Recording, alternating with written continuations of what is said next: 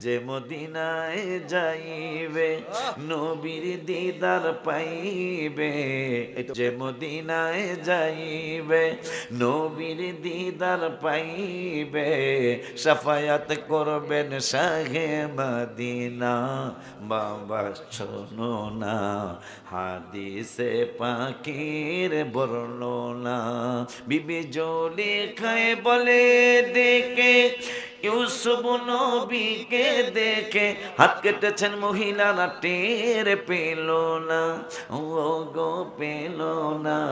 মা আয়েশা ডেকে কয় মোর নবীর যদি দেখা হয়, মা আয়েশা ডেকে কয় মোর নবীর যদি দেখা হয়, কলিজা কাটলে ও টের পাবি না, ওরে পাবি না। হাদিস পাকের বর্ণনা।